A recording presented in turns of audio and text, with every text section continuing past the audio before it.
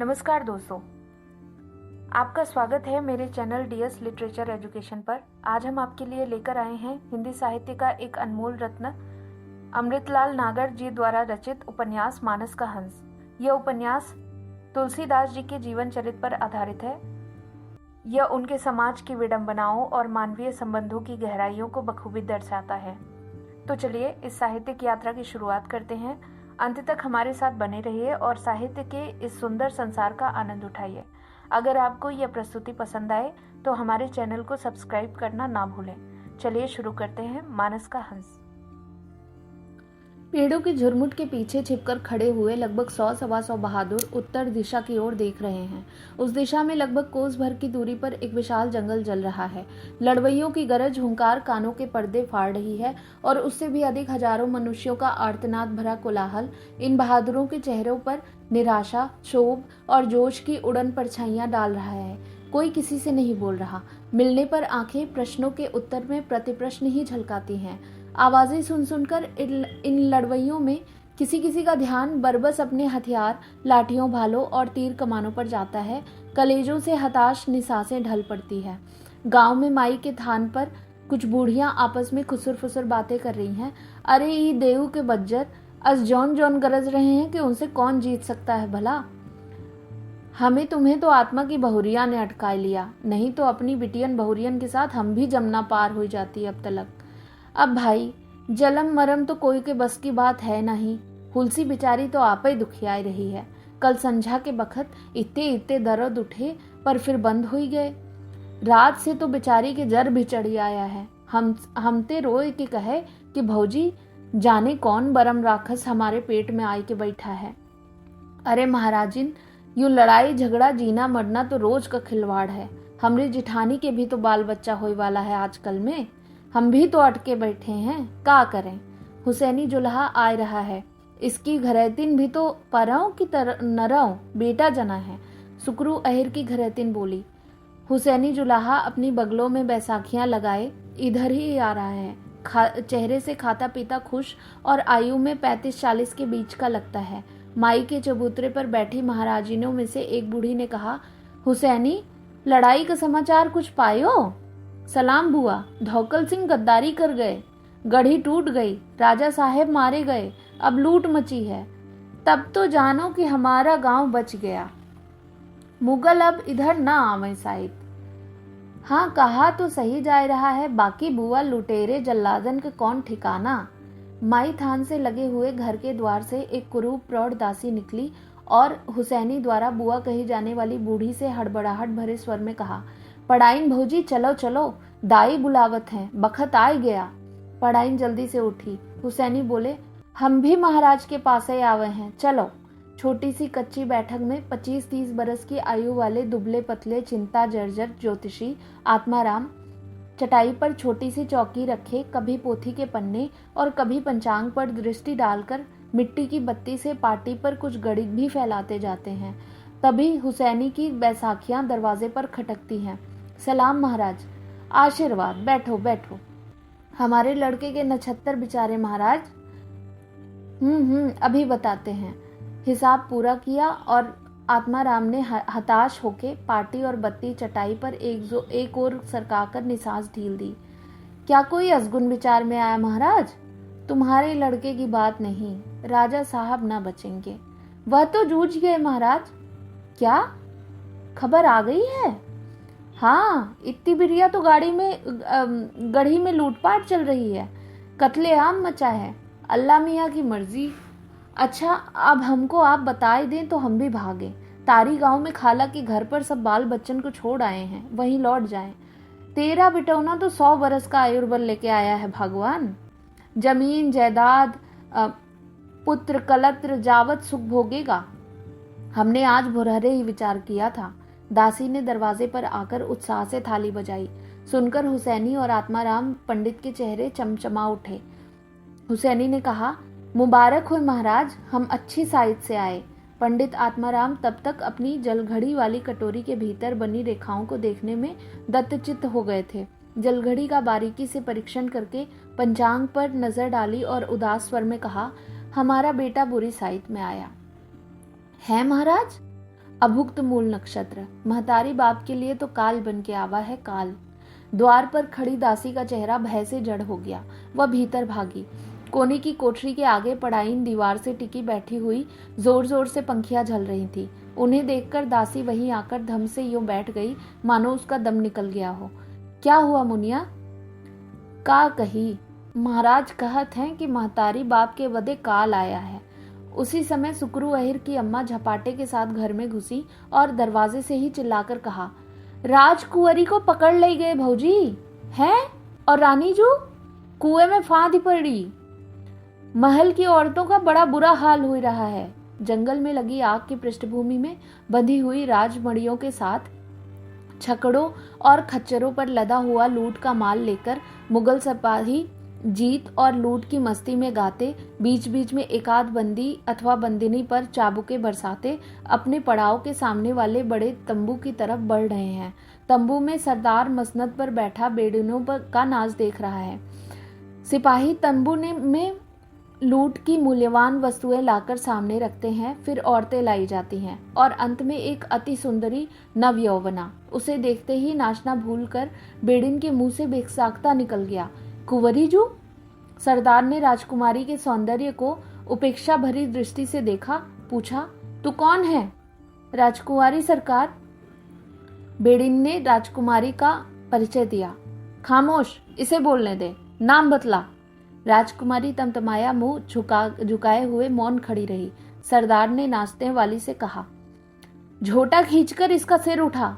बेड़िन झिझकी, फिर कुंवरी की ओर बढ़ी ही थी कि उसने हाथ बढ़ाकर बेड़िन के गाल पर जोर से एक थप्पड़ मारा। बेड़िन चकराकर गिर गई। सरदार ने दूसरी बेड़िन से कहा, देखती क्या है, शहजादी साहिबा की लातों से खातिर कर, ये बातों से नहीं मानेगी। दोनों बेड़िनें राजकुमारी पर टूट पड़ी। सरदार सोने के गगरे से जवाहरात निकालकर देखने लगा। राजकुमारी के अपमान की खबरें गांव में पहुंची। बरगद तले इस समय अधिक लड़वइयों की भीड़ थी। आसपास के 2-3 गांवों के लोग जुट आए थे। सुना है मुगल लोग धौकल सिंह को राजगद्दी देंगे। ये धौकल और अब्बू खां पठान तो बड़े दगाबाज निकले। बेचारे राजा साहब को लड़वाई दिया और आप जाए के बैरियों में मिल गए। को इन गद्दारन की गर्दनें काट लावे तो हम वही के चरण धोए धोए के पियब। सारे हमार कुंवरी जू का बेड़िन से पिटवाइन।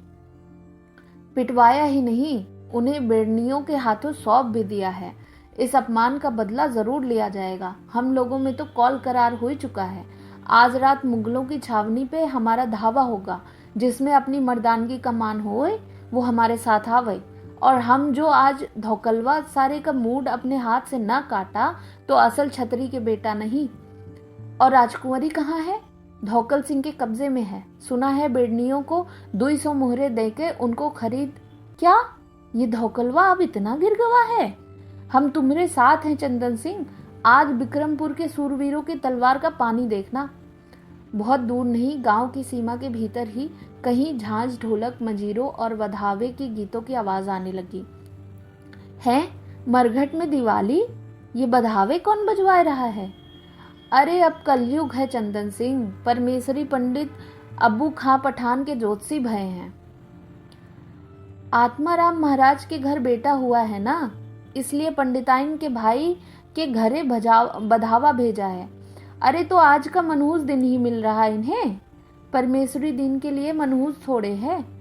अब्बू खां पठानों से गद्दारी करके मुगलों से मिल गए और परमेश्वरी अपने साले आत्माराम महाराज को धोखा देके अब्बू खां के ज्योतिषी बन गए। लंबी भेंट पाए गए।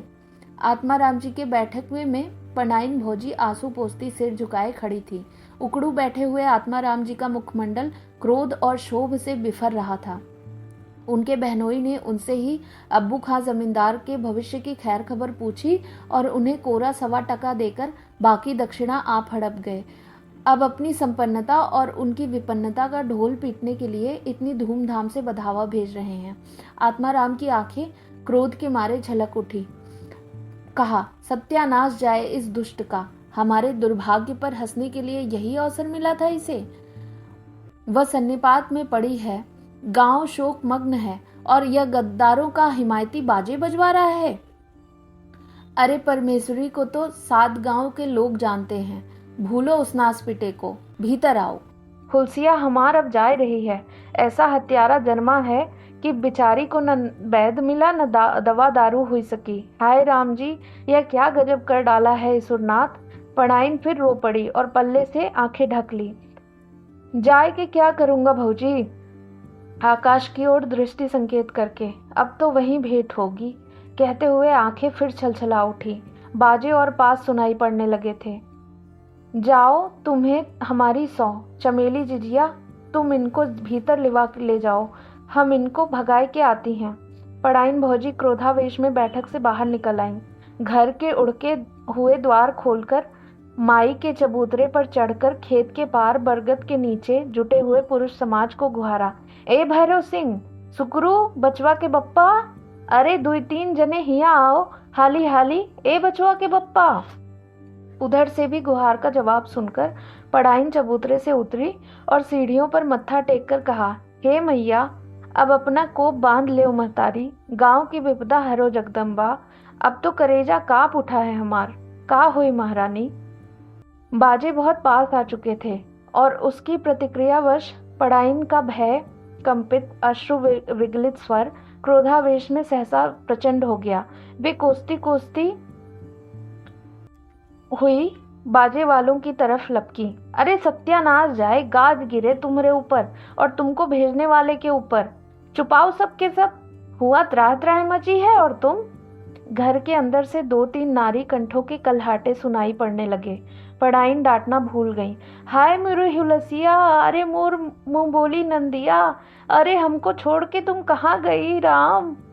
पढ़ाइन वहीं के वहीं धम से बैठ गई और दोनों हाथ अपनी आंखों पर रखकर विलाप करना आरंभ कर दिया। मंगने बाजा बजाना बंद करके किंकर्तव्य विमूढ़ से खड़े खड़े कभी पढ़ाइन और कभी आपस में एक दूसरे को मुंह बाए ताकने लगे। इसी समय पढ़ाइन के पति यानी बचवा के बप्पा और भैरव सिंह भी दौड़ते हुए आ पहुंचे। पंडित आत्माराम भी उसी समय अपने घर के द्वार पर दिखलाई दिए। दोनों हाथों से किवाड़ों का सहारा लेकर वे ऐसे खड़े हुए मानो कोई बेजान मूर्ति खड़ी हो। आंखें शून्य में खोते खोते सूज गई थी। पुरुषों का साहस ना हुआ कि मुंह से कुछ कहें। नारी क्रंदन बाहर भीतर एक सी ऊंची गति पर चढ़ रहा था। अधेड़ आयु के हट्टे कट्टे पाड़े यानी बचवा के बाप आत्माराम जी के पास जाकर खड़े हो गए। भैरव सिंह उनके पीछे पीछे चले आए। बधावा बजाने वाले चुपचाप सिर लटकाकर उल्टे पांव लौट चले। पढ़ाइन धरती पर हाथ पटक पटक कर विलाप करती रही। पाड़े की आंखें कटोरियों से भर उठी। भरे कंठ से कहने लगे, 4 बरसों में भैया भैया पुकार के मोह लिया और अब आप चली गई निगोड़ी। अब कौन राखी बांधेगा मुझे। हुलसिया, तू कहाँ गई रे। हाय, ये क्या हो गया राम। दीवार से सिर पटक कर पाड़े फूट फूट कर रोने लगे। आत्माराम वैसे ही खड़े रहे। 2-3 और लोग भी आए। हरे राम, आज तो गांव की विपदा का अंत नहीं है। पाड़े जी, यह रोने धोने का समय नहीं है। बेड़ीने कुंवरी जी को लेके मसान की राह से ही जमुना पार जाएंगी। अभी पता लगा है कि 4 नावें रोकी गई हैं। हम सबको लेके उधर ही जाते हैं। 4-5 जने यहाँ हैं, जल्दी जल्दी अर्थी लेके पहुंचो। और मेहरारू जब सब जमुना जी नहाए के वहीं कोने वाले टूटे शिवाले में जाके बैठे। जरूरत पड़े तो शिवाला के नीचे जोगी बाबा की गुफा है, चमेलिया जानती है, वहां छिप के बैठ जाना। अच्छा, तो हम आत्मा क्या कहें भैया, ऐसा अभागा जन्मा तुम्हारे घर की घर ही उजड़ गया। पढ़ाइन उठकर रोती बिलखती भीतर चली। आत्माराम एक ओर सरक गए और उनसे कहा, भौजी, मुनिया को भेज देना। बाहर खड़ा पुरुष वर्ग टिकटी बनाने के लिए बांस काटने चला गया। आत्माराम दरवाजे से बाहर आकर खड़े हो गए। गांव एकदम सूना, घर सूने और आत्माराम के लिए तो बाहर भीतर सब सूना ही सूना था। सब मनहूस था। मुनिया दासी आंसू पोंछती हुई बाहर आई। आत्माराम ने उसे एक बार देखा, फिर मुंह घुमाकर दूसरी ओर देखते हुए कहा, उस अभागे को गांव से बाहर फेंकाओ मुनिया। कहाँ फेंकब महाराज, जहाँ जी चाहे। उसकी महतारी का कहा कर। जमुना पार हमारी सांस रहती है, भीख मांग के गुजर करती है। आप कहो तो उनकी जो उचित समझ वही कर। हम तुझे चांदी के 5 सिक्के देंगे, अपनी सास को दे देना। जा, उसकी महतारी की मिट्टी उठने से पहले ही उस अभागे को दूर ले जा, जिससे उसकी पाप छाया अब किसी को न छू पावे। बच्चे को लेकर मुनिया रोती हुई चली गई। 4-5 वर्ष का नन्हा सा बालक कंधे पर झोली लटकाए आंधी पानी में बढ़ा चला जा रहा है। भागने का प्रयत्न करे तो फिसलने का भय लगता है, और धीरे चले तो आंधी पानी के तेज झोंके उसे डगमगा देते हैं। सहसा देर से कड़कड़ा रही बिजली बच्चे से 200-300 कदम दूर एक पेड़ पर गिरी। बच्चा भय के मारे दौड़ने लगता है और 4-5 कदम के बाद ही फिसल के गिर पड़ता है। झोली का अन्न बिखर जाता है। बच्चा उठता है, हवा, पानी और कीचड़ उसे उठने नहीं दे रहे हैं। झोली की टोह लेता है। वह कुछ दूर पर छितरी पड़ी है। उसकी बड़ी मेहनत की कमाई, दिन भर की भूख का सहारा पानी में बहा जा रहा है। वह उठने की कोशिश में बार बार फिसलता है। भीख में पाया हुआ आटा गीला और बहता हुआ देखकर वह रो पड़ता है।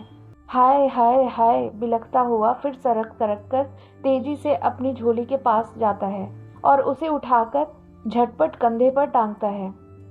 कीचड़ सनी थैली से आटे का पानी चू चू कर उसकी पसली पर बह रहा है। आकाश फिर गरजता है। सहमा बच्चा उठकर चलने के लिए खड़ा होने का प्रयत्न सावधानी से करता है और अपने आप को घर की ओर बढ़ाने में सफल भी हो जाता है। घर बहुत दूर नहीं, पर घर है कहाँ। झोपड़ियों के मानदंड से भी हीनतम 8-10 छोटी छोटी झोपड़ियों की बस्ती के लिए यह तूफान प्रलय बनकर आया था।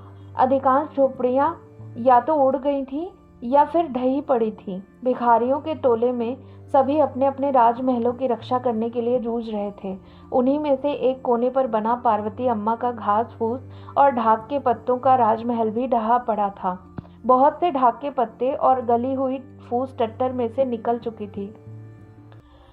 उसके बचे खुचे भाग के नीचे पार्वती अम्मा कराह रही थी। उनके गृहस्थी के मटके कुल्हड़ फूटे पड़े थे। बच्चा अम्मा कहकर झपटता है। टट्टर के नीचे दबी हुई बुढ़िया का आगे निकला हुआ हाथ पकड़कर खींचने का निष्फल प्रयत्न करता हुआ वह रो उठता है। बुढ़िया ने कराह कर आंखें खोली, बुझे स्वर में कहा, किसी को बुलाए लाओ, तुमसे ना उठेगी। बच्चा बस्ती भर में दौड़ता फिरा। ए मंगलू काका, तनी हमारी अम्मा को निकाल दो, उनके ऊपर छप्पर गिर पड़ा है। ए भैंसिया की बहू, ए सलोनी काकी, ए झबुआ की आजी, ए फिकवा मैया। परंतु न काका ने सुना, न भैया ने, न आजी ने। पूरी बस्ती इस प्रलय प्रकोप के कारण त्रस्त है। गोदी के बच्चे और अंधे लंगड़े लूले असहाय जन हर जगह रिरिया रहे हैं। बहुत से भिखारी इस समय आसपास के गांवों में अपनी कमाई करने गए हुए हैं। अत्यंत अशक्त जन ही पीछे छूट गए हैं। जैसे तैसे करके वे अपने ही ऊपर पड़ी निबट रहे हैं। फिर कौन किसकी सुने। मूसलाधार पानी में भीगता, निराशा में डूबा हुआ रामबोला कुछ क्षणों तक स्तब्ध खड़ा रहा। फिर धीरे धीरे अपनी गिरी हुई झोपड़ी के पास आया। देखा, पार्वती अम्मा का हाथ वैसे ही बाहर निकला भीग रहा था। उनके मुंह और शरीर पर भीगते छप्पर का बोझ भी यथावत ही था। रामबोला की मनोपीड़ा कुछ कर गुजरने के लिए चंचल हो उठी। इधर उधर सिर घुमाकर काम की खोज की। छप्पर का जो भाग फूस पत्ते विहीन होकर पड़ा था, उसके एक सिरे पर बांस का एक छोटा सा टुकड़ा बड़े बांस से जुड़ा हुआ बंधा था। बालक को लगा कि यही काम है। बांस के इस टुकड़े को खींच लिया जाए, फिर उससे अम्मा की देह पर पड़े हुए छप्पर को उठा दिया जाए, जिससे कि अम्मा उसके नीचे सरक कर पौढ़ें। उपाय सूझते ही काम चल पड़ा। बांस का टुकड़ा खींचना शुरू किया तो टट्टर की पुरानी सुतली ही टूट गई। टूटने दो, अभी तो इस सिरे का छप्पर उठाना है। छप्पर के एक सिरे के नीचे बांस का टुकड़ा अड़ाकर उसे उठाना आरंभ किया। छप्पर का कोना तो तनिक सा ही उठ पाया, पर जोर इतना लगा कि कीचड़ में पांव फिसल गया। गिरा, फिर उठा। अब की बार घुटने टेक कर बैठा और फिर बांस अड़ाया। छप्पर कुछ उठा सही, पर उन्हें नन्हे हाथ बोझ ना संभाल पाए। बालक को अपनी पराजय तो खली ही, पर अम्मा ऊपर का बोझ तनिक सा उठकर फिर मुंह पर गिरने से जब कराही, तब उसे अनचाहे अपराध की तरह और भी खल गया। ताव में आकर जय हनुमान स्वामी जोर लगाओ ललकार कर दूसरी बार छप्पर उठाने में रामबोला ने अपनी पूरी शक्ति लगा दी। छप्पर लड़खड़ाया, पर उसे गिरने न दिया। और भी जोशीले हुंकार भर भर कर वह अंत में एक कोना उठाने में सफल हो ही गया। फिर दूसरे कोने को उठाने की चिंता पड़ी। इसे काहे से उठाएं? कोई मतलब की चीज दिखलाई ना पड़ी। पड़ोसी के यहाँ कुछ खपाचियां पड़ी थी। एक बार मन हुआ कि उठा लाए, पर कुछ ही देर में गाली मार के भय से वह उत्साह उड़नछू हो गया। टहनी काम के योग्य सिद्ध ना हुई।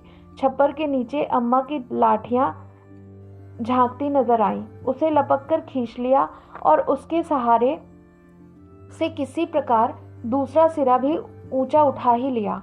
दो एक क्षणों तक अपने श्रम की सफलता को विजय पुलक भरे संतोष से निहारता रहा, फिर पार्वती अम्मा के सिरहाने की तरफ बढ़ा। भीगते हुए भी अम्मा निर्विकार मुद्रा में काट सी पड़ी थी। उनके कान से मुंह सटाकर रामबोला ने जोर से कहा, अम्मा वैसी सरक जाओ तो भीजोगी नहीं। मोरी देह तो पाथर हो गई है रे, कैसे सरकी। सुनकर रामबोला हताश हो गया। एक बार शिकायत भरा सिर उठाकर बरसते आकाश को देखा, फिर और कुछ न सूझा तो अम्मा से लिपटकर लेट गया। स्वयं भीगते हुए भी उसे यह संतोष था कि वह अपनी पालनहारी को वर्षा से बचा रहा है, पर यह संतोष भी अधिक देर तक न टिक पाया। पार्वती अम्मा तब भी पानी से भीग रही थी। आकाश में बिजली के कौंधे बीच बीच में लपक उठते थे। बादलों की गड़गड़ाहट सुनकर रामबोला को लगा कि मानो चैन सिंह ठाकुर अपने हलवाहा को डांट रहे हैं। रामबोला अनायास ही ताव में आ गया, उठा और फिर नए श्रम की साधना में लग गया।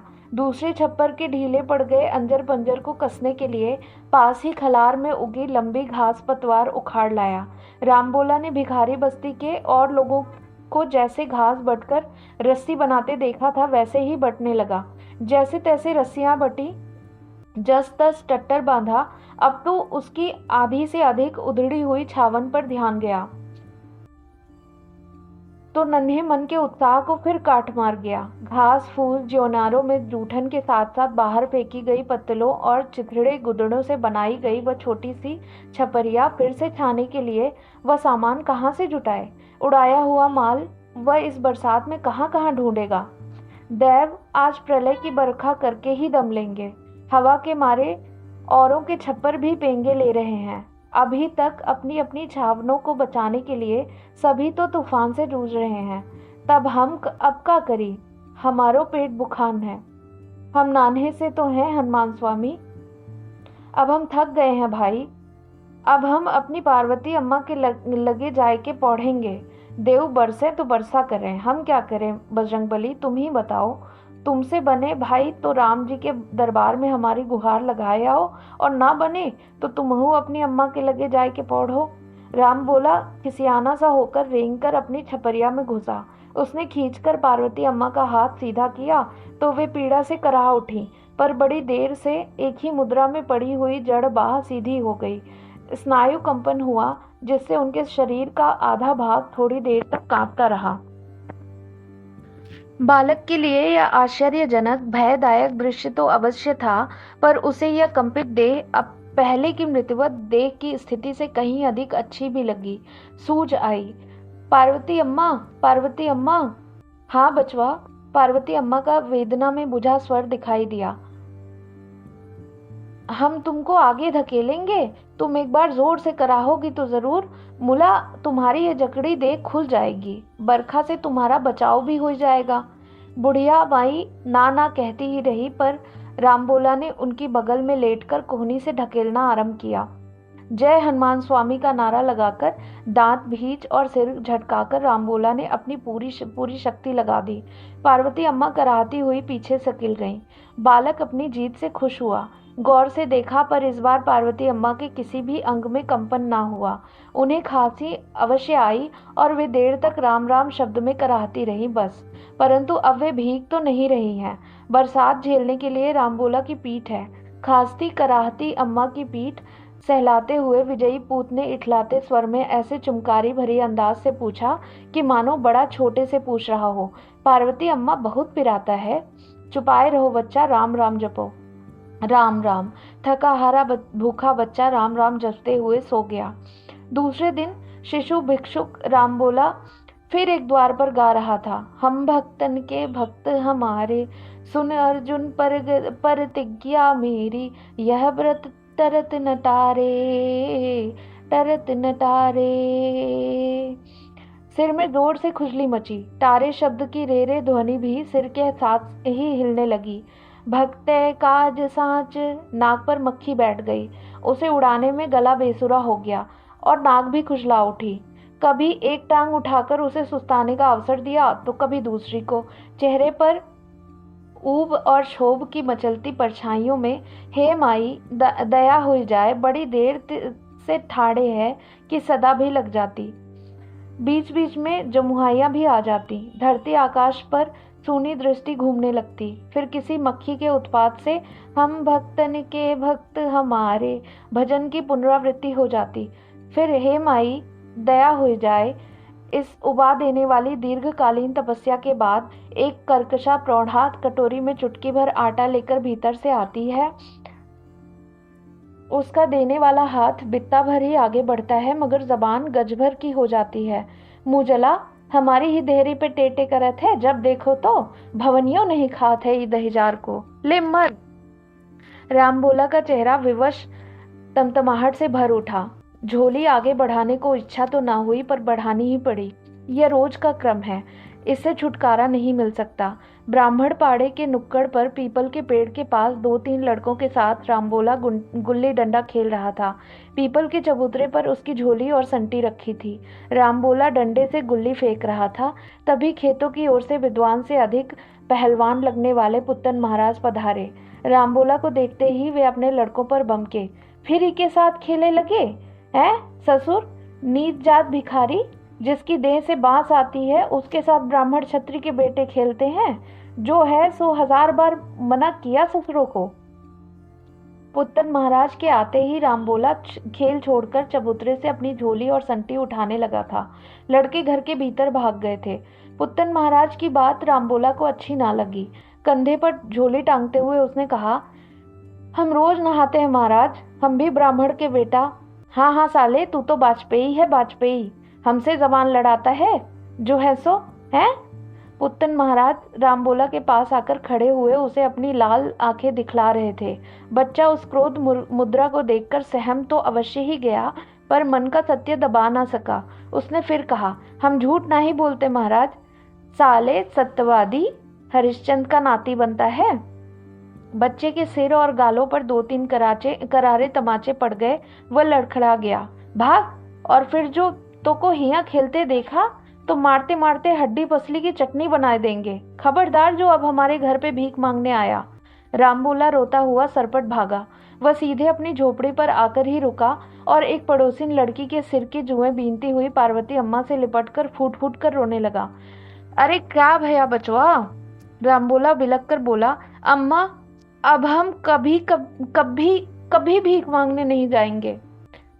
अरे तो पेट कैसे भरेगा बचवा, हम खेती करेंगे जैसे और सब करते हैं। बुढ़िया पार्वती सुनकर हंसने का निष्फल प्रयत्न करती हुई रुककर बोली, अरे बेटा, हम पंचों को जमीन कौन देगा, खाने को तो मिलता नहीं है, हल बैल कहाँ से मिलेगा। पर हमको भीख मांगना अच्छा नहीं लगता है अम्मा। द्वारे द्वारे रिरियाओ, गिड़गिड़ाओ, कोई सुने कोई ना सुने, गाली दे। यह रोज रोज का दुख हमसे सहा नहीं जाता है।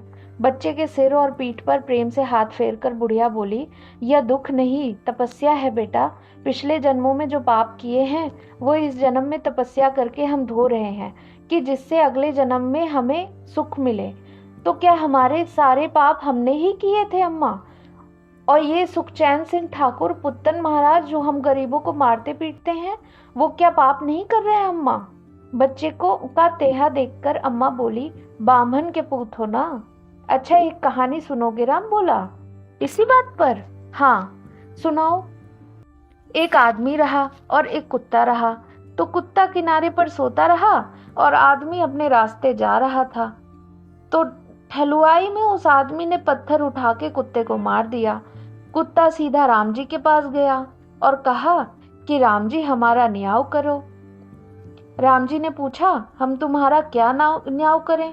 कुत्ता बोला कि राम जी इस आदमी को खूब दंडो। कैसे दंडे कुतवा? राम जी ने पूछा। तो कुत्ता बोला कि इसे किसी बड़े मठ का महंत बना दो राम जी। राम जी बोले, अरे तू तो इसे बड़ा सुख देने को कह रहा है रे।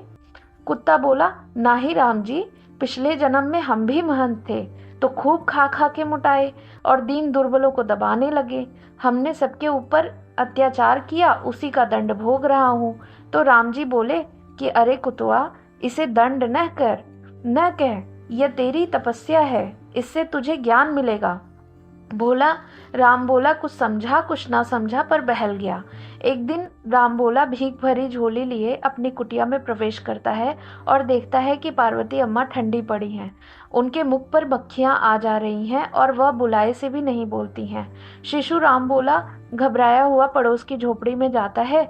वहां जाकर आवाज देता है, फेकुआ की अजिया, मेरी अम्मा को क्या हो गया? बोलती ही नहीं है, आंख भी नहीं खोल रही है। फेकुआ की आजी रामबोला के साथ उसकी झोपड़ी में आती हैं। पार्वती अम्मा की देह टटोलती हैं, फिर मुंदी आंखें खोलकर निहारती हैं और कहती हैं, गई तोरी पार्वती अम्मा, अब का धरा है। कहाँ गई? राम जी के घर, और कहाँ? जाओ बस्ती से सबको बुला लाओ। बस्ती के लोग आते हैं, फिर कहीं से बांसों की भीख मांगकर लाई जाती है, लकड़ियों का दान मांगा जाता है। बुढ़िया फूकती है और शिशु राम बोला पत्थर होकर सब कुछ देखता है। बड़े लोग जो कहते हैं वही करता है। अपनी पालनहारी को ठिकाने लगाकर अपनी कुटी में आकर अकेला बैठ जाता है। अब हमारा क्या होगा बजरंग स्वामी? राम जी के दरबार में हमारी गुहार लगा दो। हे राम जी, अम्मा बिना अब हम क्या करें? बच्चा फूट फूट कर रोने लगता है, धरती से चिपट चिपट कर रोता है, मानो धरती ही उसकी अब पार्वती अम्मा है। फिर वही रोज का भीख मांगने का क्रम, राम जपाकर राम जपाकर राम जपाकर भाई रे। ए राम बोला, हिया आओ। नहीं, हमें काम है। अब क्या काम है? तेरी झोली में तो इतनी तो भीख भरी है। आओ हमारे साथ खेलो, हम तुम्हें अम्मा से कह के 2 रोटी ला देंगे। हम अब तुम्हारे यहाँ से भिक्षा नहीं लेते, तुम्हारे बप्पा ने हमको डांटा था। अरे हमने तो नहीं डांटा था, आओ खेलें। नहीं, तुम्हारे बप्पा ने मना किया है, मारेंगे। बप्पा है नहीं, दूर गए हैं, आओ खेलें। आओ आओ ना। राम बोला झोली कंधे से उतारकर पीपल के चबूतरे पर रखता है और लड़के से डंडा लेने के लिए हाथ बढ़ाता है। वह गड्ढे पर गुल्ली रखकर रामबोला से कहता है, पहला दांव मेरा होगा। रामबोला कहता है, नहीं भाई, तुम अपना दांव लेकर भाग जाते हो, मैं नहीं खेलूंगा, जाता हूँ। अरे नहीं, हम तुम्हें दांव जरूर देंगे। अच्छा खाओ 100, तुम्हारी 100 खाता हूँ। हमारी 100 तुम क्या मानोगे? राम जी की 100 खाओ तब हम माने। राम जी की 100 हम तुम्हें जरूर दांव देंगे। खेल होने लगा। एक बार हार कर भी उस लड़के ने अपनी हार न मानी। राम बोला मान गया, फिर खिलाने लगा। लड़का दोबारा हारा, उसने फिर हार न मानी और अपना गुल्ली डंडा उठाकर जाने लगा। राम बोला को ताव आ गया। उसकी शिकायत थी कि लड़के ने राम जी की शपथ खाकर भी धोखा दिया। यह क्या भले घर के लोगों का कार्य है? रामबोला ने छीना झपटी में गुल्ली और डंडा दोनों ही उससे छीन लिया। लड़का क्रोध में बावला होकर उसे मारने झपटा। सामने से आते हुए 2 हलवाओं ने मना भी किया, किंतु वह और भी उलझ पड़ा। रामबोला ने उसकी बाह पकड़ ली और मरोड़ने लगा। लड़के ने अपने बचाव के लिए रामबोला की बाहों पर अपने दांत चुभो दिए। रामबोला पीड़ा से कराह उठा और साथ ही उसे ऐसा क्रोध आया कि बाएं हाथ से काटने वाले लड़के के जबड़े पर ही मुक्का मारा। हाथ मुक्त हो गया। अपनी बाह से बहते हुए लहू को देखकर रामबोला की आंखों में खून उतर आया। लड़के को पटक पटक कर उसने उसकी अच्छी तरह से कुंदी बनानी आरंभ की। पस्त होकर अपने बचाव के लिए जब वह जोर जोर से डकराने लगा तभी उसे छोड़ा। चबूतरे से अपनी झोली उठाकर चल दिया। उस दिन झुटपुटी शाम के समय रामबोला अपनी झोपड़ी पर तवा चढ़ाकर कच्ची पक्की रोटियां सेक रहा था। तभी उसे झोपड़ी के बाहर 2-3 आवाजें सुनाई पड़ी। उसी बस्ती में रहने वाला भिखारी युवक भैंसिया किसी से कह रहा था, अरे यह राम बोला बड़ा चोर और बेईमान है, गांव भर के लड़कों से झगड़ा करता है। आज हम साले की हड्डी पसली तोड़कर रख देंगे। फेंको इसकी झोपड़ी, निकल साले बाहर। रामबोला घबराकर बाहर निकल आया। उसने स्वर से पहचान लिया था कि दूसरा आदमी इस लड़के का पिता पुत्तन महाराज ही है। झोपड़ी से बाहर निकलते ही लड़के के पिता ने उसे ऐसा करारा झापड़ मारा कि आंखों के आगे तारे चमकने लगे। रामबोला धरती पर गिर पड़ा। उस पर लातें पड़ने लगी। बेचारा बच्चा राम रे कहकर चीख उठा, साले भिखारी की औलाद, भले घर के लड़कों पर हाथ उठाता है। अरे हम तुम्हारा हाथ तोड़ डालेंगे। राम बोला कि बाह पकड़कर उस व्यक्ति ने उसे फिर उठाया और उसकी बाह मरोड़ते हुए घम से पटक दिया। बच्चे में रोने की शक्ति भी बाकी न रही। उस व्यक्ति ने बच्चे की उस टूटी शरण स्थली झोपड़ी को भी तहस नहस कर दिया और कहा, यह साला हमें गांव में अब जो कहीं दिखाई पड़ा तो हम इसकी हड्डी पसली तोड़ के फेंक देंगे। गिरे हुए छप्पर ने चूल्हे की आग पकड़ ली। सूखी फूस मिनटों में लपटे उठने लगी। उस आग से अपनी झोपड़ियां बचाने के लिए आसपास के भिखारी निकल आए। जलते छप्पर के दूसरे सिर का बांस निकालकर एक भिखारिन आग को अपनी झोपड़ी की ओर से बचाने के लिए जलते हुए छप्पर को आगे धकेलने लगी। फूस ने पूरे छप्पर के फूल पत्तों में भी लपटें उठा दी। तनिक सी झोपड़ी कुछ पलों में ही जल भुनकर अपना अस्तित्व खो बैठी। झोपड़ी के अंदर गठरी मोटरी जो कुछ था जलकर स्वाहा हो गया। राम बोला धरती से चिपका मुर्दे की तरह पड़ा रहा। पुत्तन महाराज चलते समय उसे एक करारी ठोकर और लगा गए। बस्ती की अन्य भिखारिनें और भिखारी जो तमाशा देखने के लिए और अपने घरों को बचाने के लिए आ गए थे, चेंचे मेमे करने लगे। दो एक स्त्रियों ने सहानुभूति भी प्रकट की। अधिकतर लोग राम बोला को ही दोष दे रहे थे कि भिखारी के बच्चों को भले घर के बच्चों के साथ खेलने की आखिर जरूरत ही क्या थी। एक लड़के ने कहा भी कि हम अपने मन से उन लोगों के साथ नहीं खेलते, पर जब वह लोग हमें खेलने के लिए कहते हैं तो हम क्या करें। लेकिन जबरे का न्याय दीनों और दुर्बलों का पक्षपाती नहीं होता। मार से पीड़ित राम बोला धरती से चिपका पड़ा रहा। उसमें उठने की ताव भी न थी। भैंसिया ने कहा, अब इसको अपनी बस्ती में नहीं रहने देंगे। इसके कारण किसी दिन हम पंचों पर भी विपदा आ सकती है। एक भिखारी ने दया विचारते हुए कहा, अरे तो कहाँ जाएगा बेचारा, अभी नन्हा सा तो है। भिखमंगों के बच्चों को कौन चिंता, कहीं भी जाके मांग के खाएगा। भीड़ अपने अपने घरों में चली गई। बच्चा वहीं पड़ा रहा।